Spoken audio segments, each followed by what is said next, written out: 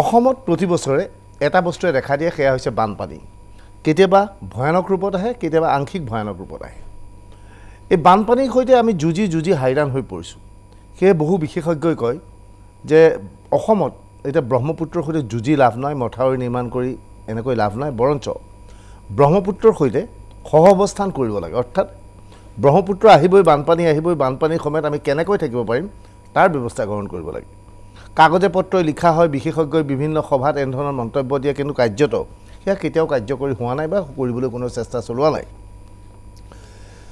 কিন্তু এতিয়া এনে ধৰণৰ প্ৰশ্ন আহিছে যে কৰোনাৰ সৈতে আমি সহঅৱস্থান কৰাটো প্ৰয়োজন হৈ পৰিছে নেকি কৰোনাৰ প্ৰতিষেধক এতিয়ালৈকে নিৰ্মাণ হোৱা নাই আজি বহুতে দাবী কৰিছে আমি প্ৰতিষেধক নিৰ্মাণ কৰিছোঁ এণ্টিবডি নিৰ্মাণ কৰিছোঁ কিন্তু কেতিয়া আমাৰ পাম ভাৰতবৰ্ষত কেতিয়া পাব আগতে দেখা গৈছিল যে বিশ্বত যেতিয়া ভয়ানক মহামাৰী হয় প্লেগ মহামাৰী হৈছিল তাৰ প্ৰতিষেধক প্ৰস্তুত কৰোঁতে প্ৰায় 5 বছৰ সময়ৰ প্ৰয়োজন হৈছিল কেতিয়াবা 10 বছৰ সময়ৰ প্ৰয়োজন হয় আমি 5 বছৰ 10 বছৰ বা এবছৰ কৰোনাৰ প্ৰতিষেধক প্ৰস্তুত হ'ব মানে আমি ৰৈ থাকিম নেকি আমি মৃত্যুৰ সৈতে মুখামুখি হ'বলৈ সাজু হৈ থাকিম নেকি যে কৰোনা হওক আমাক মাৰক নে কৰোনা হোৱাৰ আগতেই আমি সিদ্ধান্ত ল'ব লাগিব যে আমাৰ চৌপাশে কৰোনা আছে কৰোনাৰ সৈতে আমি সহঅৱস্থান কৰিব লাগিব কৰোনাৰ সৈতে আমি আগুৱাই যাব লাগিব কৰোনাই যাতে আমাক আক্ৰান্ত কৰিব নোৱাৰে আমাক যাতে আমাৰ শৰীৰত যাতে সংক্ৰমিত হ'ব নোৱাৰে তাৰ বাবে আমি ব্যৱস্থা ল'ব লাগিব এই ক্ষেত্ৰত বিভিন্ন ধৰণৰ চিন্তা চৰ্চাৰ উদ্ৰেক হৈছে সেয়ে আজিৰ তাৰিখত প্ৰশ্ন হৈছে ভাৰতবৰ্ষৰ নাগৰিক হিচাপে অসমৰ নাগৰিক হিচাপে আমি মন ডাঠ কৰিব লাগিব নেকি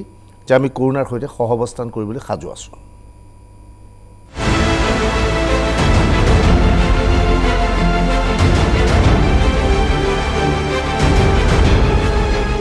লকডাউনৰ মাজৰ গুৱাহাটীৰ দৃশ্য এয়া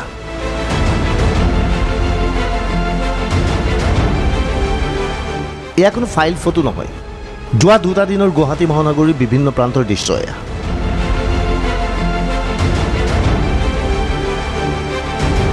সেই একেই গুৱাহাটী মহানগৰী পুনৰ গুৱাহাটী মহানগৰী যেন স্বাভাৱিক হৈ পৰিল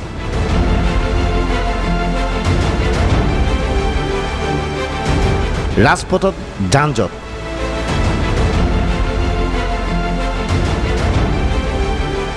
সকলো ওলাই আহিছে কোনোবাই গাড়ী কোনোবাই মটৰচাইকেল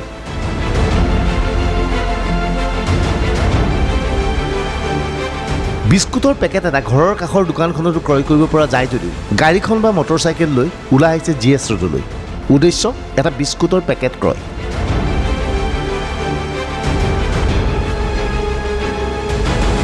ৰাজ্য চৰকাৰে সকলো গাড়ী খুলি দিয়াৰ লগে লগে এনে এক পৰিৱেশৰ সৃষ্টি হৈছে গুৱাহাটী মহানগৰী গুৱাহাটী মহানগৰীৰ এই দৃশ্য চোৱাৰ পিছত আপুনি এবাৰো ক'ব নোৱাৰিব যে সমগ্ৰ দেশত এতিয়া লকডাউন চলি আছে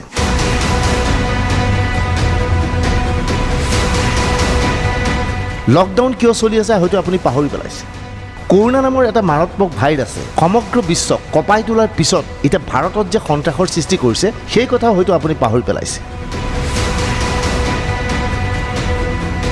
আপুনি ৰাজপথলৈ ওলাই আহিছে মটৰচাইকেল বা গাড়ী ব্যৱহাৰ কৰিছে এতিয়া সামাজিক দূৰত্ব পাহৰি পেলাইছে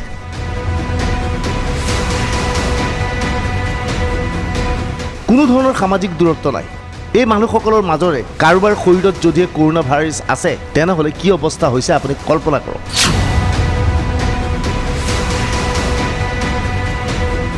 এই যে মানুহবোৰ ওলাই আহিছে এই মানুহবোৰ ঘৰলৈ উভতি যোৱাৰ পিছত কোনো ধৰণৰ অসুস্থতা অনুভৱ নকৰিব ভাবিব তেওঁলোক স্বাভাৱিক কিন্তু ইয়াৰে মাজৰে বহুকেইজন ব্যক্তি 14 দিন বা 15 দিনৰ পিছত যে কৰোনাত আক্ৰান্ত হ'ব সেই কথা নিশ্চিত গতিকে আপুনি নিশ্চিন্ত মানে থাকক দেশৰ অন্যান্য প্ৰান্তৰ লগতে অসমতো কৰোনাৰ আক্ৰান্তৰ সংখ্যা মেৰ শেষ সপ্তাহৰ লগে লগে অভাৱনীয় হাৰত বৃদ্ধি পাব ইয়াৰ বাবে আপুনি কাকো দোষাৰোপ নকৰিব ইয়াৰ বাবে আপুনি নিজকে দোষাৰোপ কৰক এইদৰে ৰাজপথলৈ ওলাই আহি কাৰ্যত সকলোৱে কৰোনাক আমন্ত্ৰণ জনাইছে কৰোনা মোৰ ঘৰলৈ গুৱাহাটী মহানগৰীত এইকেইদিন কিছুমান অভিনৱ দৃশ্য দেখিবলৈ পোৱা গৈছে পুৱা 10 বজাৰ পৰা 4 বজালৈ পূৰ্ণ গতিত এনেদৰে গাড়ী মটৰ বাইক ইত্যাদি পূৰ্ণ গতিত চলি থাকে আৰু 5 বজাৰ আগে আগে দেখা যায় সম্পূৰ্ণ এক বিপৰীত দৃশ্য 5 বজাৰ আগে আগে পূৰ্ণ গতিত এই গাড়ীবোৰ ঘৰমুৱা হয় অৰ্থাৎ সম্পূৰ্ণ এটা বিপৰীত দৃশ্য 5 বজাৰ আগৰ আগে এই গাড়ীবোৰ ঘৰমুৱা হয় কাৰণ 6 বজাৰ পৰা আৰম্ভ হয় সান্ধ্য আইন। 6 বজাত জাৰি কৰা হয় সান্ধ্য আইন আৰু দিনৰ ভাগত পূৰ্ণগতিত এনেদৰেই চলি থাকে এই গাড়ীসমূহ। অৰ্থাৎ দিনৰ ভাগত কাৰ্যত ধোঁৱাচাঙত লকডাউন।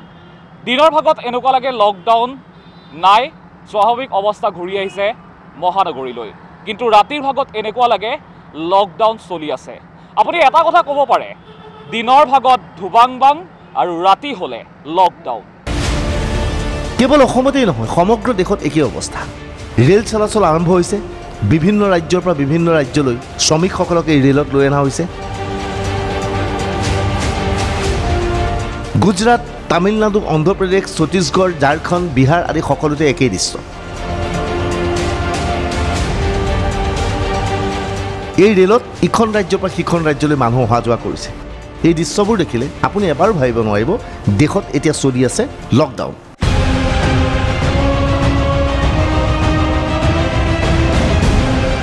আপুনি এবাৰো ভাবিব নোৱাৰিব যে কৰোনা ভাইৰাছে এতিয়া দেশত ভয়ানক পৰিৱেশৰ সৃষ্টি কৰিছে।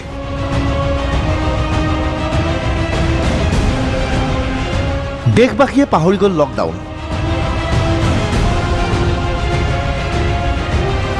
গ্ৰীণ জোন, ৰেড জোন কাৰ্যত একত্ৰিত হৈ পৰিল।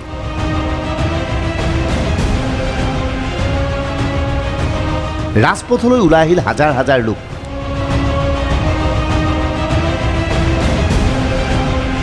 ইয়াৰ পিছত লকডাউন আকৌ বৃদ্ধি কৰাৰ প্ৰয়োজনীয়তা আছেনে? সমগ্ৰ দেশত যিটো হাৰত এতিয়া কৰোনা আক্ৰান্তৰ সংখ্যা বৃদ্ধি পাইছে, সেয়া দেখি বহুতে কৈছিল যে 17 মে'ৰ পিছত হয়তো প্ৰধানমন্ত্ৰী নৰেন্দ্ৰ মোদীয়ে লকডাউন পুনৰ ঘোষণা কৰিব।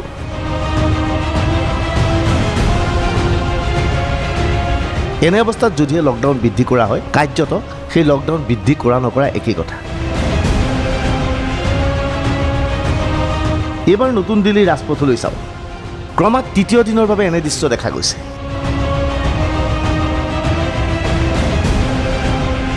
সুৰা বিপণীৰ আগত বৃহৎ লাইন। এদিন দুদিন নহয়, 3 দিনকৈ অপেক্ষা কৰি বহুতে সুৰাৰ বটল এটা ক্ৰয় কৰিব পৰা নাই।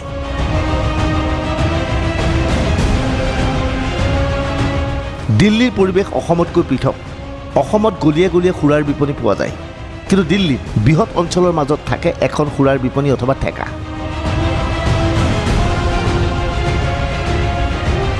দিল্লীত অৰবিন্দ কেজৰিৱালে সুৰাৰ ওপৰত 70% অতিৰিক্ত কৰ লগালে। কৰোনা টেক্স লগালে সুৰাৰ ওপৰত। আশা কৰা হৈছিল এনে কৰ আৰোপ কৰাৰ পিছত সুৰাপায়ীয়ে সুৰা ক্ৰয় কৰিবলৈ নাযাব, কিন্তু কেজৰিৱালৰ সেই ধাৰণা সম্পূৰ্ণ মিছা প্ৰমাণিত হ'ল। অতিৰিক্ত পইচা দিবলৈ সাজু আছে, কিন্তু সুৰাৰ বটল এটা তেওঁলোকক লাগিবই। সুৰাপায়ীৰ যুক্তি, খাবলৈ মদ কিনা নাই।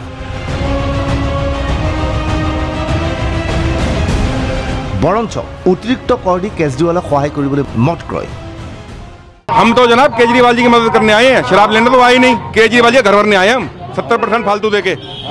हाँ जी, जो बात है करने वाली है वो आपको बताऊं, 70% से केजरीवाल जी घर भरने आए हैं, क्योंकि इन्होंने तो 4 दिन बाद भी हाथ खड़े कर दिए थे। इतना माल हिंदुस्तान में इतनी जायदाद होने के बावजूद ये लोगों से पैसे मांग रहे हैं, लोगों को अकाउंट नंबर दे रहे हैं, 70% शराब महंगी कर रहे हैं। जो गरीब आदमी है उनका तो इन्होंने कुछ सोचा नहीं। 4 दिन में इनके हाथ खड़े हो गए।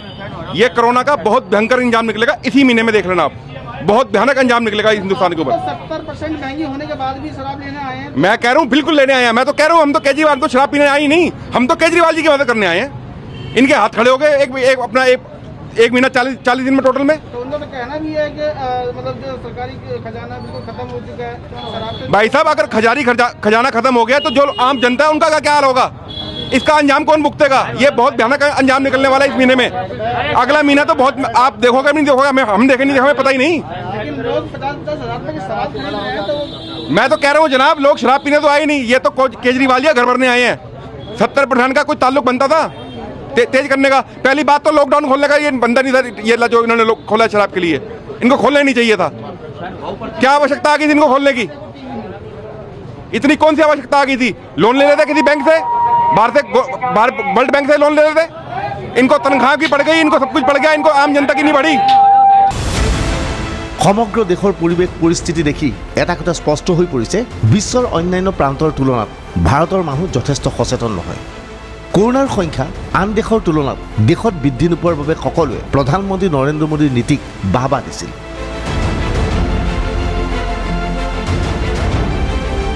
কিন্তু যিটো গতিত এতিয়া মানুহ ওলাই আহিছে সেইটো গতি অব্যাহত থাকিলে ভাৰতবৰ্ষৰ জনতা অথবা প্ৰধানমন্ত্ৰী নৰেন্দ্ৰ মোদীক কেইমাহমানৰ পিছত কোনেও যে বাহবা নিদিব সেই কথা নিশ্চিত।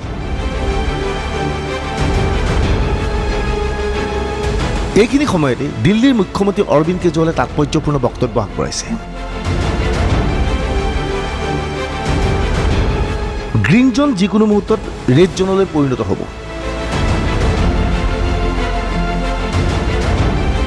গ্ৰীণ জোনৰ লোক আনন্দিত হোৱাৰ কোনো যুক্তি নাই। মন্তব্য আগবঢ়ালে অৰবিন্দ কেজৰিৱালে। গুৱাহাটী মহানগৰী এতিয়া গ্ৰীণ জোন ৰূপে পৰিচিত। সেয়েহে মহানগৰীৰ জনসাধাৰণে ভাবিছে আমি যিহেতু গ্ৰীণ জোনৰ নাগৰিক গতিকে আমাৰ কৰোনা কেনেকৈ হ'ব। কিন্তু অৰবিন্দ কেজৰিৱালে কি কৰে ভালকৈ মন দি শুনক। अगर हम सोचें कि किसी एरिया को लॉकडाउन कर दिया, अब इस एरिया के से केस 0 हो जाएंगे और बिल्कुल नहीं होंगे, पूरी दुनिया में नहीं हो रहे, हमारे यहाँ कैसे होंगे? मान लीजिए हम पूरी दिल्ली को लॉकडाउन करके छोड़ दें तो केसेस खत्म नहीं होने वाले। लॉकडाउन का पीरियड एक तरह से कोरोना की इंटेंसिटी को कम करता है। এনে অৱস্থাত প্ৰশ্ন হৈছে আমি কি কৰিম? দেশৰ অৰ্থনৈতিক অৱস্থা কাহিল, চৰকাৰৰ হাতত কোনো ধৰণৰ ৰাজহ নাই।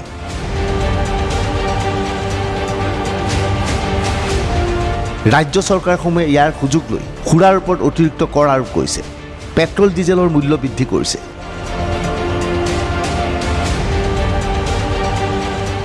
আন নালাগে উত্তৰ প্ৰদেশো এতিয়া পেট্ৰল ডিজেলৰ মূল্য বৃদ্ধি কৰিলে, যদিও উত্তৰ প্ৰদেশ চৰকাৰে দাবী কৰিছে সুৰাৰ ওপৰত তেওঁলোকে অতিৰিক্ত কৰ আৰোপ নকৰে।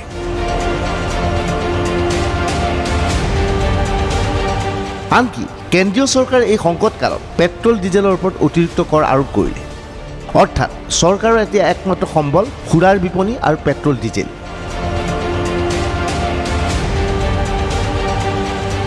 হাৰিয়ানাৰ দৰে ৰাজ্যই সুৰাৰ বিপণী খুলি দিয়াৰ সিদ্ধান্ত লৈছে। এয়া হাৰিয়ানাৰ দৃশ্য চাওক। আৰক্ষীয়ে তৎপৰতা অৱলম্বন কৰিছে। সামাজিক দূৰত্ব বজাই ৰাখি যাতে সুৰা পায়ে সুৰা ক্ৰয় কৰিব পাৰে তাৰ বাবে হাৰিয়ানা চৰকাৰৰ বিশেষ ব্যৱস্থা হাতত লৈছে। গতিকে এনে অৱস্থাত প্ৰশ্ন হৈছে আমি কৰোনাৰ সৈতে সহাৱস্থান কৰিবলৈ বাধ্য হৈছোঁ নেকি? कोविड के साथ अब जीना सीखना पड़ेगा अपने को। कोरोना जाने वाला नहीं है, कोरोना रहने वाला है, कोरोना फैलेगा। आज जितने ग्रीन डिस्ट्रिक्ट्स दिखाई दे रहे हैं ना आपको, ये ग्रीन डिस्ट्रिक्ट्स भी धीरे धीरे रेड हो जाएंगे। वो कहते हैं एक डिस्ट्रिक्ट में अगर 10 केस आ जाएं, 15 केस आ जाएं तो उसको रेड कर देते हैं, तो ये भी रेड होंगे। कोरोना के साथ जीना सीखना पड़ेगा। অৰ্থাৎ কৰোনাৰ সৈতে সহাৱস্থান।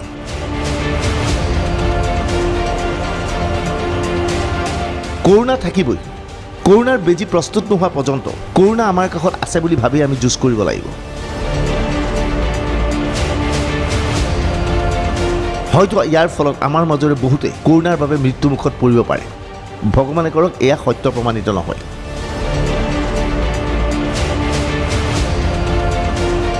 অসমলৈ দেশৰ ভিন্ন প্ৰান্তৰ পৰা অতি শীঘ্ৰে ৰেল অহাৰ কথা।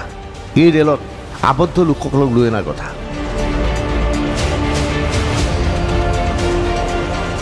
বাংগালুৰুৰ পৰা অসমলৈ 9 মে'ত ট্ৰেইন নাহিব নেকি? বাংগালুৰুত আবদ্ধ হৈ থকা লোকসকলৰ কি হ'ব?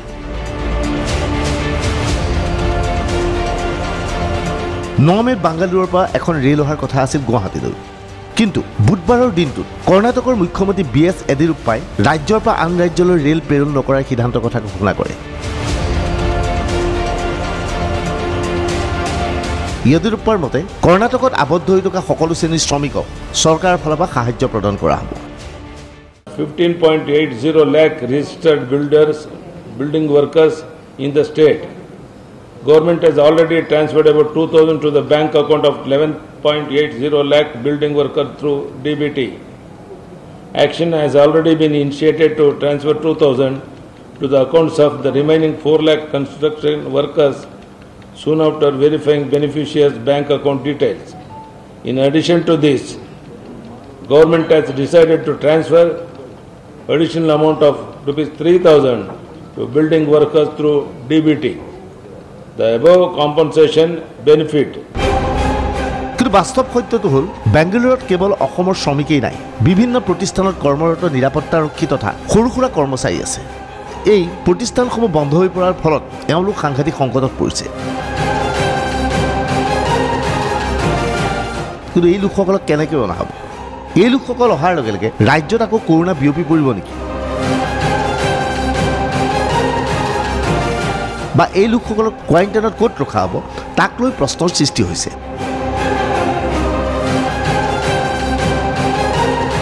গ্ৰাম্যাঞ্চলত আৰম্ভ হ'ব MGNREGAৰ কাম কাজ।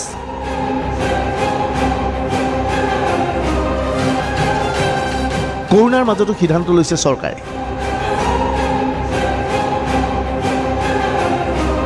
কাৰ্যত কৰোণাৰ সৈতে সহাৱস্থান কৰিব ওলাইছে চৰকাৰে। গ্ৰামোন্নয়ন মন্ত্ৰী নৱদলৈক মাজুলীত এইদৰে দেখা গৈছিল। বিষয়ববীয়াৰ সৈতে আলোচনা কৰাৰ অন্তত নৱদলৈ জনালে যে কাম কাজ পুনৰ আৰম্ভ হ'ব।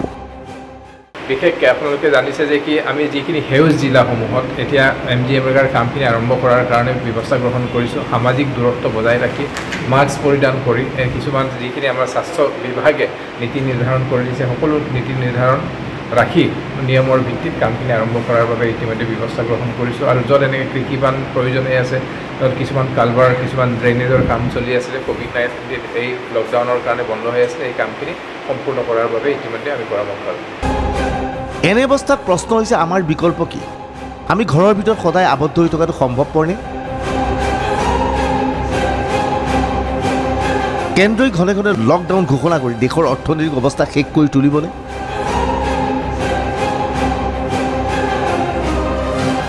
লকডাউনৰ ফলত হাজাৰ হাজাৰ লোকৰ চাকৰি গৈছে।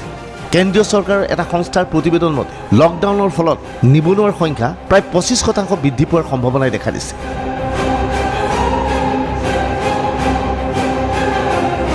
গতিকে এনে অৱস্থাত আমি কৰোণাৰ সৈতে সহাৱস্থান কৰিবলৈ বাধ্য হ'ম। কিন্তু কৰোণাৰ সৈতে সহাৱস্থান কৰিলেও আমি কেইটাবোৰ নিয়ম মানি চলাটো অতিকৈ উচিত হ'ব।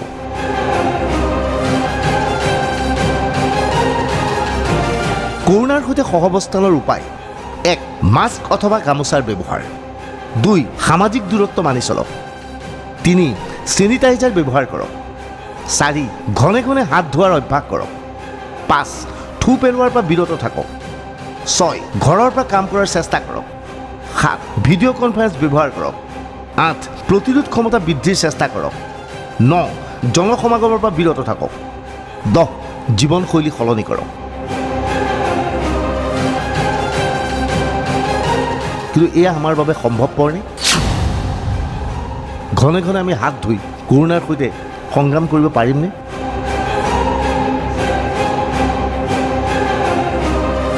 এনে ব্যৱস্থা আমি অভ্যাসলৈ ৰূপান্তৰিত কৰিব পাৰিমনে? আমি কৰিবই লাগিব। যদি আমি নকৰোঁ তেনেহ'লে আমি কৰোণাক আদৰণি জনোৱা হ'ব।